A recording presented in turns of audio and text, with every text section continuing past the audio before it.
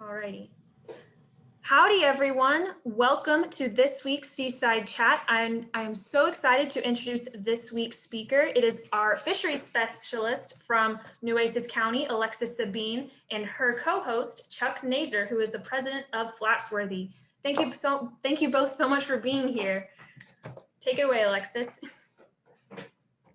Thank you, Chloe, for that introduction. And welcome everyone to this Seaside Chat with Texas Sea Grant. If this is your first time joining us for a Seaside Chat, this is a series where Texas Sea Grant Extension staff give public presentations once or twice a month on a topic of their choice that's relevant to our roles here at Sea Grant. So today we will be discussing angler ethics and how people can become more ethical or responsible anglers when recreational fishing. Just to tell you a little bit about myself, I'm Alexis Sabine, and I'm a fisheries specialist here with Texas Sea Grant. I'm based in the Corpus Christi office, but my work spans the entire Texas coast.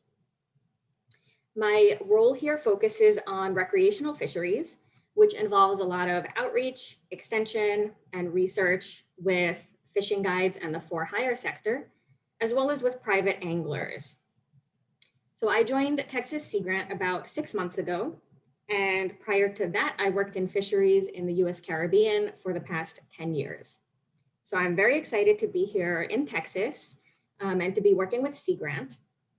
And I wanted to give you a little bit of information on some of the current projects that I'm working on.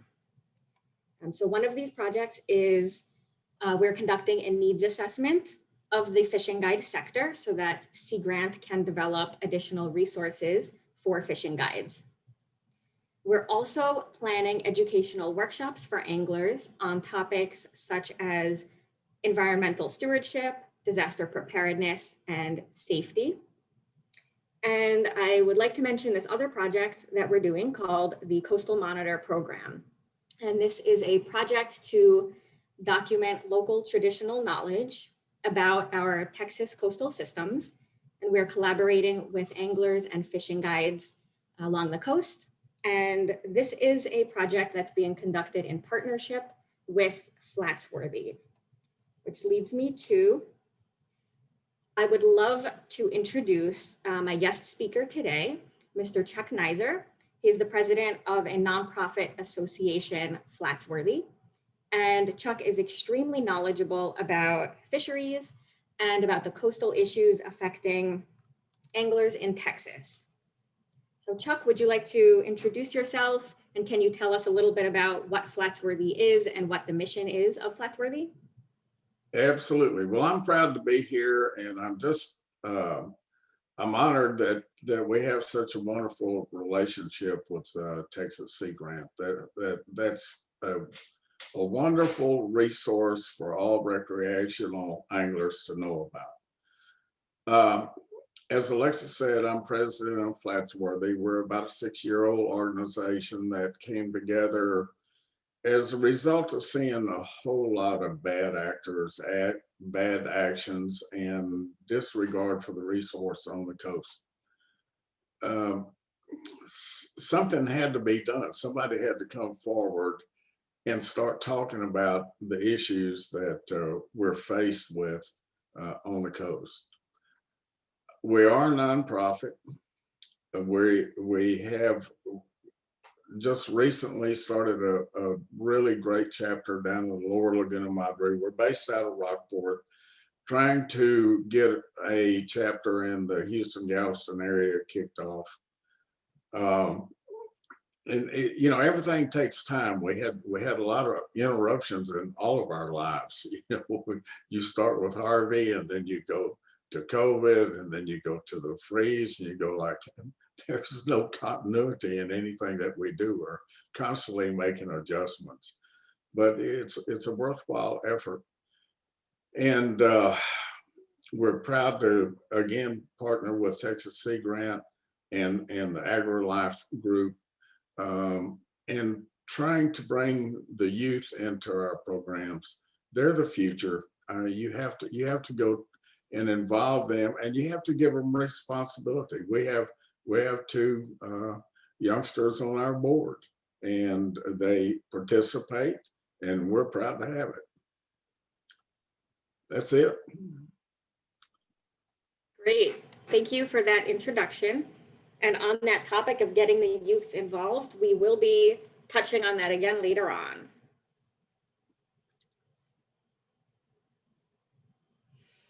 Okay, so we have 2 poll questions to ask the audience so that we can assess how familiar you are with this topic.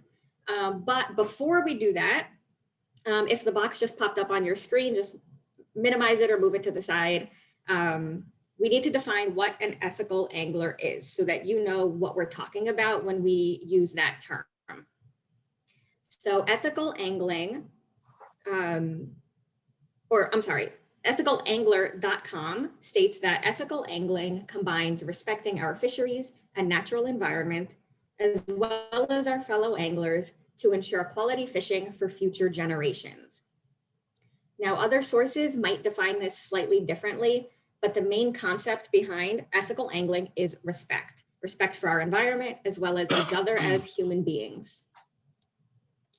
So now that you are familiar with this definition, if everybody could just take a minute to respond to these 2 poll questions, we would appreciate that.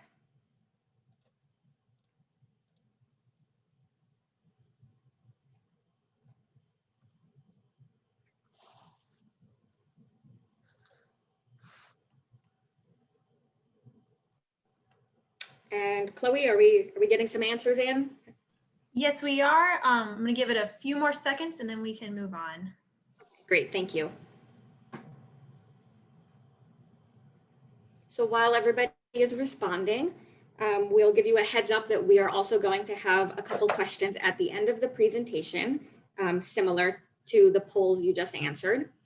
And as we're going through this presentation, we want you to feel free to ask any questions that you may have. So you can type your questions in the Q&A box. You should see a button for that on the bottom taskbar of your Zoom window. If for some reason you don't have the Q&A box, you can also just type your questions in the chat box. And we'll be happy to address them as they come in, but you'll also have an opportunity to ask questions at the end. Okay, so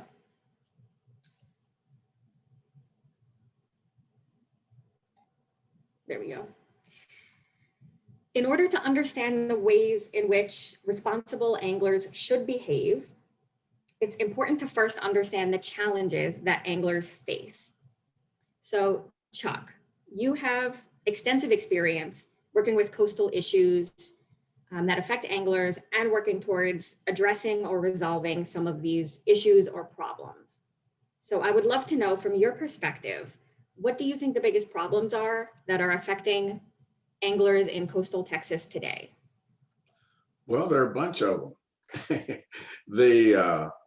The challenges that we face that I think are the hardest to talk about, to work on, to solve, is the fact that the usage of our waterways has reached proportions that I wasn't prepared for. Historically, we've had a great angling public who've known the resource, who understand the ethics involved, understand etiquette, understand damaging the habitat. And let me say that anything that I say, I don't own any of this water. I don't own a drop of it. And I'm not telling people how to behave out here. I'm really not. I'm suggesting, I'm going to still suggest the right and proper way that I think it should be done. And if someone disagrees with me, fine, because I don't have a badge and I don't have a gun and I can't write you a ticket, none of that. But we all, I don't want to exclude anybody from coming down here. I mean, you have terrific amount of boat sales and people coming down here and having fun, and that's what it's all about. we just have to learn how to do that together so that we can all, I hate to say this, live in harmony and be happy and la-di-da-di-da-di, you know, but it's the truth. And It's the truth. I've been in some of these issues since I started fighting these fights in 1978 when we had the redfish wars, we had the commercial fishermen, you know, the fish were disappearing. But there's a totally different audience here now. There's a lot of new people coming in. There's a terrific thirst for knowledge. There's a thirst for the right way to do it. And there's also a disregard for the resource. So I think the challenges that we're facing are one of a good user group. We're facing challenge, and we'll talk about Harvey and COVID and the freeze a little bit later. But boy, all of these challenges are beyond what I had in mind when I started FlatsWorthy.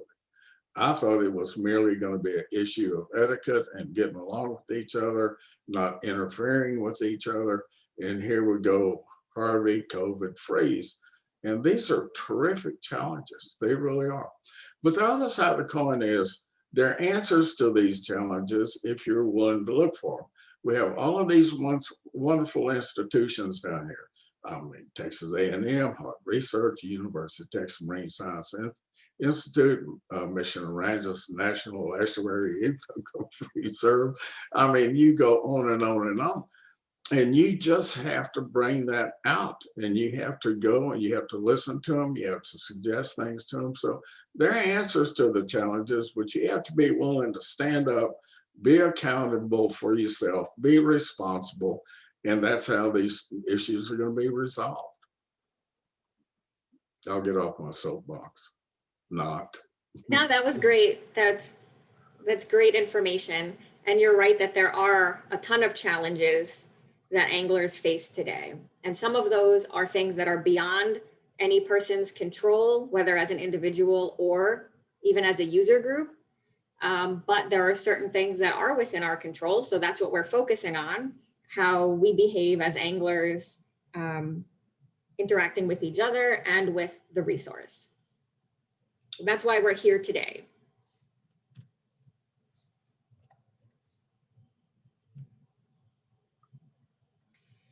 So one of the major components of ethical angling is having respect for other anglers and behaving accordingly, like Chuck was just mentioning. This means that as anglers, we respect the rights of other anglers to use the same areas, fish the same waters, and interact with the same resources that we do. And understanding that other people have just as much of a right to occupy that space as us, as long as it's public property. So some specific things that anglers can do include respecting private property by not trespassing over somebody's private property to get to a fishing spot, and by not crowding fishing spots or trying to push other anglers out of your way so that you can get to the best spot. You should also be willing to help other anglers if they need assistance while they're out there on the water, as long as you're in a position to offer help to somebody who needs it. And of course, everybody should be following safe boating procedures to ensure the safety of you, any passengers on your boat, and any other anglers that are in the area. Chuck, I would love to know if there's any one or two of these that you think are the most important to follow. All of them. All of them. And yeah, I mean, this is exactly why we formed FlatsWorthy, because we saw conflicts, we saw people interrupting other anglers unnecessarily, and you go like, this has got to stop. And we came up with some tenets. I don't have them here. I've got so many things going through my mind, I can't remember half of them. the one tenet that we came up with that I think resonates with me is that we're all out here, not everybody fishes the same methods. And so a person may be anchored up on a reef fishing deep for trout, and another angler may be on a shoreline wade fishing in knee-deep water, and another guy may be pulling down a shoreline in search for sight casts and opportunities for redfish or whatever. And so in your quest for success, you may have a fourth way of fishing, and you move past these people in a way in which you interrupt the quality of their fishery. So we can't, don't do things in the course of your fishing that unnecessarily interfere with the success of another angler. So that's kind of how we summarize all of the things that were going on out here. I think another really important topic, and I wish I would have talked to you about this, Alexis, that's my fault. Anyway, is know the performance capabilities of your boat. A lot of people, there's a lot of new vessels out here, and they're extremely capable. They're big, they're built to do a certain thing, but all of them will run through shallow water. They've changed the performance of all of the vessels. And so if you don't know how much water your boat needs to run, then what you're going to do, I mean, the depth of the water to make your boat perform as it should perform, and you run in less water, then you're going to uproot seagrass, you're going to tear up the bottom, and just the damage that you do goes on and on and on. So I think knowing the capabilities of your boat, the limitations of the boat is extremely important in the respect for other anglers and the resource. Crowding fishing spots or push anglers out, I mean, that's a great statement, because if you're a responsible angler, you're supposed to have options. You should have multiple spots. And if you're on Jaybird Reef and you want to fish there, and you get there and there's 5 other people there, don't jump in. Go find Bird Jay Reef. Go find a comparable. Go find another spot to do. So the knowledge, you have to become knowledgeable in the resource, in the options that it presents, and it's your responsibility to do so. If somebody beats you there, it's their spot. I mean, don't go ruin their day. Respecting private property. San Jose Island is a great example of that. That's owned privately by the Bass family, and they're a wonderful family. They've been great stewards of the habitat and the environment. I met Perry Bass back in 1980, and he was chairman of the Parks and Wildlife. I can go into these stories and we'll never quit, but they don't do anything to inhibit anyone from going into their island. San Jose Island is a private place. You have the right to go in, and that water is open to your navigation. It's open to fishing, but you still don't tear up there. It's the greatest example of private property I know. Don't go run your boat and tear up their property.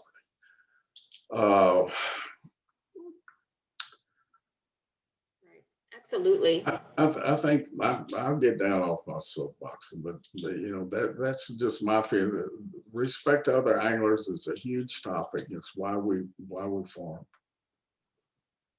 Right. So it's all important, and we've heard similar reports that you were saying in your experience. There's a lot of new anglers coming in.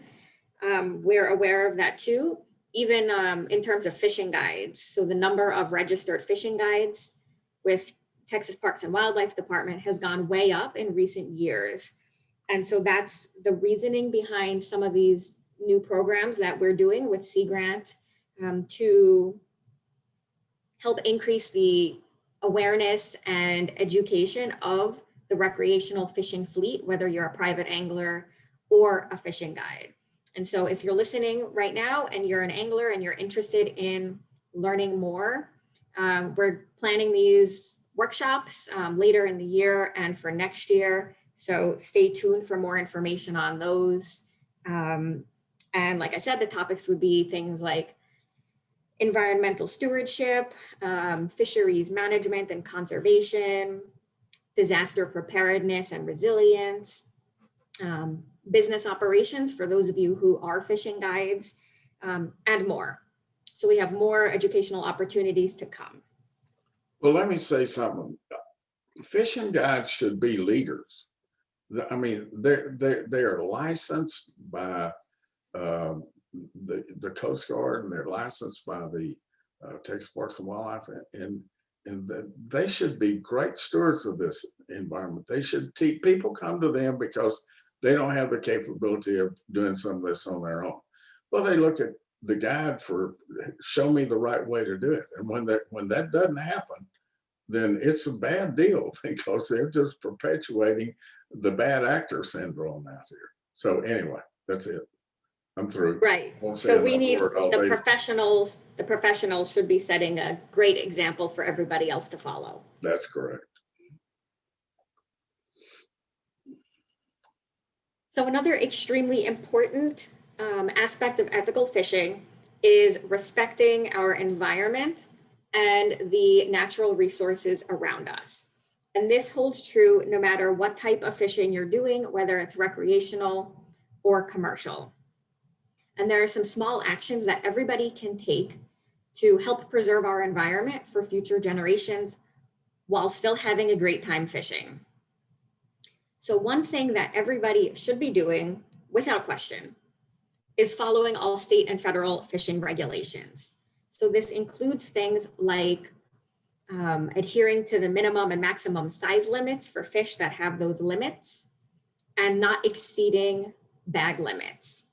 So these and all the other regulations are in place to keep the fish population sustainable and healthy for us as well as the future. And it's now easier than ever to stay up to date and informed about these regulations. There's a couple mobile apps that are available on your smartphone. There's two that are called Fish Rules and Outdoor Annual. So if you download these apps, they'll give you the regulations at the touch of a button. So you can access them while you're on your boat, while you're fishing. If you need to know if the fish that you just caught is legal for you to harvest, or if it has any restrictions on it, you can access that information right there. So you no longer have to try to memorize all of these regulations. You don't have to carry a copy of the manuals with you. It's all there through technology. But as an angler, it's your responsibility to get familiar with these regulations so that you know that you're following all of them and are doing what you're supposed to, and you're not doing what you're not supposed to. Some other good practices that I'm sure everybody is familiar with by now are, of course, do not litter or leave any fishing line behind. Something else you can do is pick up any trash that you see, even if you're not the one who put it there, because we're all responsible for maintaining the environment around us, right? It's everybody, it's a shared responsibility. You never want to release bait into the water, especially if you're using a non-native bait species, because we don't want to be contributing to the spread of invasive species here in our waters. And we want to be respectful of all wildlife and habitats around us, which includes vegetation, such as seagrass. So as we already mentioned, avoid anchoring on seagrass if at all possible. Okay, I'm going to chime in. I'm sorry. Oh, were you not My mouse through? went crazy. Okay, All right. Well, I'm going to chime in because Please do. the plant life and is one of the more overlooked important features that we have that does so much to stabilize our environment and to create a healthy water. The plants, the seagrass, the marsh vegetation, all has a place in nature. And it's under terrible siege. Harvey changed the plant life out here. Harvey changed the substrate of the composition of the land. Harvey altered the depth of the water. And all of that feeds back into the health of certain species of plants. Some plants need differing amounts of sunlight, differing amounts of depth of water. And so there's enough problems with nature having, and of course the freeze, that's another issue, but we're going to go into that in a minute. But don't come out here with your boat and not know the capabilities of it and damage what is remaining of the vegetation. I did a video, and if you go to FlatsWorthy, to our website, you can see that video. And I did one specifically on the plant life of San Jose Island and showing visually what's happened to it. And it's a serious issue. And you put that in conjunction with sea level rise and the freeze and Harvey and all of the things that are going on. And these plants are the rugs in our home. They make it comfortable for us. And you don't want to go in there and wipe your feet on it and bring mud in there and tear it up. So we have to be really mindful of the resource that we have left. We don't want to do things to hasten its decline. We don't. It's unnecessary. Just be a good steward. All the things that are wrong are not going to be created by man, or will they be cured by man. But man does not have to hasten the decline. Okay, that's it. Right.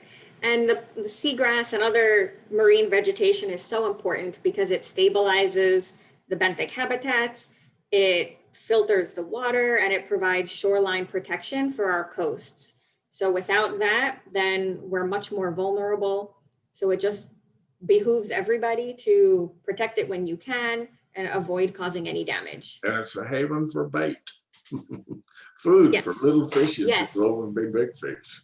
That's true. They're also an extremely important nursery habitat for a whole host of species. So they do provide a lot of ecosystem services to us, whether we are aware of those services or not.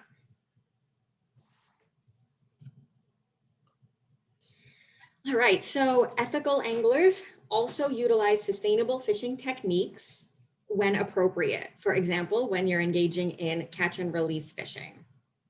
So this list is just some of the things that anglers can follow, whether you're landing fish to keep or whether you are releasing them.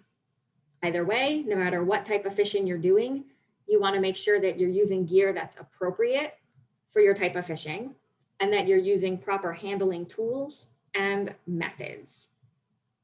So note that the message here is not that you should only be doing catch and release fishing. By doing things like taking only what you need and not wasting fish, by landing and killing fish quickly, and by being selective with the fish that you keep, you'll be implementing sustainable fishing practices. And that's really what this is all about. We just want everybody to use sustainable practices whenever possible. Chuck, do you have anything to add? Oh, you're doing good. Okay, great.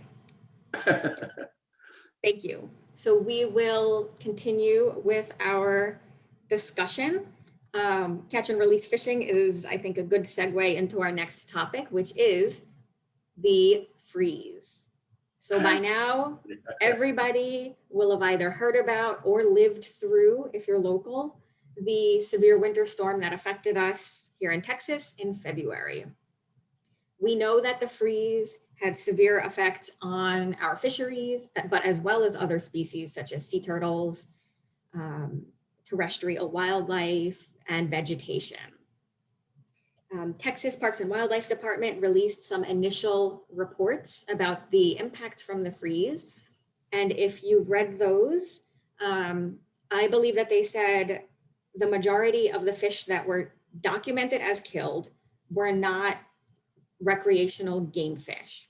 However, the consensus is that it will be a long time before we fully understand the impacts that the freeze had on our fisheries. And so those reports are not final because we're still trying to figure out what's going on as a result of this freeze. So Chuck, you have experienced not only this freeze, but previous freeze events in the 80s and the 90s, correct? Yes. Can you share some insight onto those events? And Well, absolutely, I can. great. So I was here, I started fishing here in Rockport 1967. 1960s, not 18, but 1960s. And so the three freezes that I've been through are 83. We had one equal to what we had this year, 89, and again this one in 2021. The effects are devastating. They are, and they're not measured yet. We're not going to know. In my mind, we're not going to know the extent of this. From a statistical standpoint, we're not going to know until the Parks and Wildlife completes their gillnet surveys, which they're doing now. I know what I see. I know what I've seen in 83. In 83, it just wiped everything out. And it took almost 6 years for the resource to come back, because in 89, we had a wonderful population of fish that probably was pretty well recovered by 1987 for sure. And it took 4 years for that group of fish to come back. And then we lose them again in 89. And then that recovery moved into the 90s. And it's not anything. I saw a post the other day said, well, are the trout back yet? I'm going like, well, they're about that long right now. And they're, in 2 years come back, they will have grown up. The trout die at a water temperature, well, snook died at 50 degrees, and we had a few snook around here, not many, but really not many, but they were here. Trout die at 45-degree water temperature, and redfish die at 40. And everything has to do with the duration of those temperatures. But these fish died. I mean, I'm almost embarrassed to put out a percentage, but it's a whole bunch of them. And people are out there doing, taking pictures of this, that, or the other, saying, well, no, those fish didn't die. Yes, they did. And you can go to the boat ramps right here, right now, and there will be no boats there. It's living proof that there aren't any fish. So what we have to do, our challenge is to give Mother Nature time to recover from this. It's not illegal to catch a fish. It's not illegal to keep a fish, and it's not illegal to eat a fish. So there's nothing illegal about it. But you have to stop and think, what are you doing? The mamas and the papas are the ones you're putting into the cooler to take home. If that's what you want to do, fine, but just be aware of what you're doing. It also the black mangrove is a disaster. Everywhere black mangrove was prolific on any of the barrier islands or any of the coastal plains, it's brown. And the jury will not be in until the end of the growing season, which I had a conversation with the U.S. Geological Survey yesterday. We did an interview with them. And this guy specializes in black mangrove. And he's saying that they will not know the full extent of the black mangrove until the end of August. The value in these plants is their root system. The value in the mangrove is in the root system that keeps the substrate constant and prevents erosion. So this is not going to be something that you're going to, this summer, you're going to be, oh, well, it's over. We're back. It's not going to happen. Right. And I think that's something that a lot of people don't necessarily understand, or they didn't before. They might be learning now, but this is not something that's going to rebound quickly. It will take years for the system to get back to its original state. And But hopefully there's a it's lot of able people, to. you talking about guides now, I understand that if you have financial obligations in your guide, that you need to have business. And the way you have, if you tell everybody what I consider to be the truth, they're not going to want to come down here. I mean, but it's just wrong to give people the impression that fish are plentiful, because they're not. So just kind of when you see stuff on the internet or some of these fishing sites or something, just ask yourself a question: is that really what the status of this deal is? Wait for the Parks and Wildlife. They'll tell us. They'll know the extent of that damage from the freeze. So in the meantime, what do you think that anglers can be doing to help the fisheries recover? Do we want people to stop fishing completely? Do we want people to switch to more catch and release fishing, or continue? Go catch and release, join organizations, try to find ways to improve the habitat, be active in its recovery, and don't sit on your tail end at home waiting for somebody else to do it. Stand up here and be accountable, be responsible for your own actions, and come help the fight. Words of wisdom. But that leads us into our next topic of discussion, which is knowledge. So ethical anglers seek to not only broaden their knowledge and skills, but share that knowledge with others, especially younger generations. So talking about getting involved, find a local fishing association or a regional association that you can join. Get to know other anglers, stay informed, make sure you know what's going on, keep up to date with regulations. You can even get involved in the fisheries management process. And this is something that I think a lot of anglers might be intimidated by, because you don't necessarily know how the fisheries management process works. But by getting involved, you can broaden your understanding of why regulations are put in place and why it's important to keep the fisheries sustainable, not only for us, but for those future generations. So some of the things that you can do if you want to get more involved in the management process are, you can start attending meetings of the Gulf of Mexico Fishery Management Council or Texas Parks and Wildlife Department meetings. So whenever these agencies are proposing new regulations, they always have a public meeting or a public comment period where they invite feedback from fishermen and from people within the community, because the regulations are supposed to be based on the knowledge. And you as anglers are the people out there, whether you're fishing every day or only occasionally, you know what's going on in your environment. So by attending those meetings and by providing your input, you can have your voice heard and get involved in the management process. Another important factor is getting these younger generations and the kids involved and interested in fishing. So we have up here, help teach others, especially younger generations. And there are a lot of different ways that you can help do this. But one of them is through your local 4-H sport fishing club.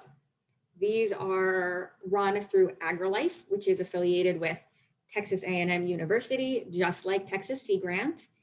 These are county-based clubs that offer lessons in fishing, outdoor education and safety, and related topics to kids. So if there's one available in your county, they're always looking for volunteers to help out. So that's another way that you can get involved with helping to spread the joy and the knowledge of fishing to others in your community. What other opportunities are out there, Chuck? How can people get involved? Throw in that, I mean, that's a really big deal. If you go to your county directory and find, every county has a list of employees and departments, and you go find that AgriLife or Sea Grant person, and you go to them and you get involved, you'll find that it's going to open so many doors. If you want to be active, if you want to go do something for the habitat, opportunities will come from that contact that you have with that person. Also in your local newspapers, there's always people, promote, we're going to go clean up a little bay and we're going to do this, that, or the other. We're going to plant seagrass in there. We're going to plant all of these things. You just got to look for them a little bit. And one thing leads to another. That's one thing I've learned. Harvey did me a terrific favor because it interrupted the flow that our organization had. And it gave me the opportunity to go meet every institution, every university, every department. And all I found is a bunch of people who really care about this habitat, that welcome you into their fold. When you say, I want to help, they'll go like, okay, well, you made a mistake because you're going to help. So that it's out there. You just can't find it on the couch. You just can't. You got to go do it. There are a ton of opportunities out there, and that's one way that anglers can get more connected to your environment. If you join one of these associations or even one of their events, like a beach cleanup or planting seagrass, like you just mentioned. Join FlatsWorthy. We'll put you to work. I'm sorry. Exactly. Join FlatsWorthy. That's one example of one of these great agencies where you can connect with other anglers and get involved with helping to spread the joy of fishing and also help give back to your community and the environment. So the main idea here is that you are encouraged to get involved in some way, no matter what type of agency that is or whatever type of association, even if it's more of a social club. So what practices will you adopt to become a more ethical angler? We would like to leave you with this question, whether you're an experienced or a novice angler. And even if you're an expert angler and you're out there every day and you're already using a lot of ethical and responsible practices, we hope that you still learned something from this discussion. And for those who maybe have never gone fishing before, we hope that if and when you do go fishing for the first time, that you remember some of these things that we talked about and that you try to put those practices into place. So that pretty much concludes our presentation for today. Before we move to questions, we do have a couple more poll questions for the audience. This will help us assess if you learned something during this presentation. So if you can take a minute to respond to those questions once Chloe puts them up on the screen, we would appreciate that. Okay, so if everybody could just take a minute, answer the questions.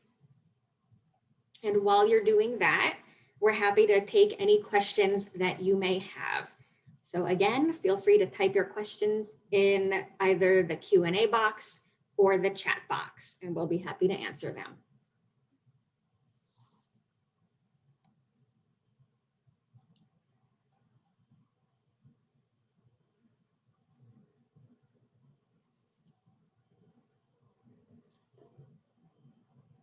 And while people are responding, Chuck, is there anything else that you would like to add that we didn't get to cover in our presentation? Oh, mercy. I thought it was pretty comprehensive, Alexis. I mean, You know, I thought so too. And before this presentation, we did discuss how we have enough material where we could turn this into a whole series where we talk about different issues pertaining to our coastal fisheries. So maybe we'll have to do that. Well, there's a lot of topics, and each topic, you know, has its own shelf life. It just does. And it's all, you know, it's just nothing is simplistic out on the coast. There's never a single factor that causes a bad result. It's always everything has to be taken together and it yields a product. And so, you know, you talk about the freeze, you talk Harvey, I could go on and on and on about the changes in Harvey. The COVID has, you know, brought people out. People got bored sitting at home. So, I mean, they hit the coast, and I mean, they came down here big time, and that's fun. I mean, that's what this place is for. So the vegetation, the water quality, the oyster harvest, I mean, there's just, tune in. I mean, there's just a lot of topics out here, and each one of them can be expanded on because there are other people who really have knowledge about it, and we can go get them. So. Right. I'm not seeing any questions in the Q&A. Chloe, am I missing any, or can you let me know if any come through? There aren't any right now. So Okay. Great presentation, guys. I loved it. Thank you. Thank you for your support. We can give it another minute if anybody comes up with a question or if you're in the middle of typing a question. But in the meantime, we did too good a job, Alexis. We did too good a job. We answered we answered all the questions. Well, if anybody has, if you have any questions, our contact information is up here on the screen. So there's mine on the left with Sea Grant, and then Chuck's information for FlatsWorthy on the right. So feel free to reach out to either one of us. And we hope you learned something. Thank you for joining us, and happy fishing to everyone.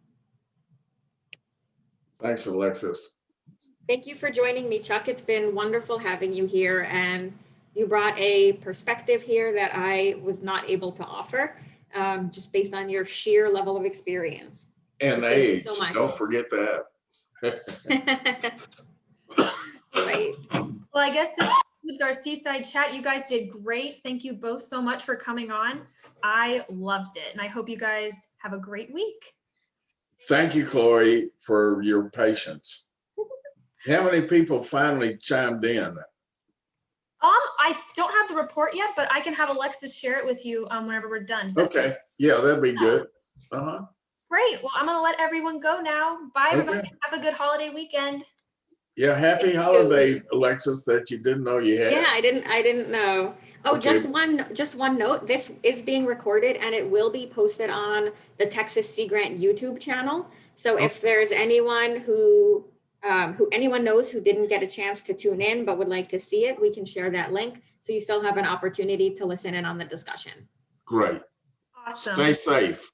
Yes, sir. Bye, everyone. Bye-bye. Bye. Thank you.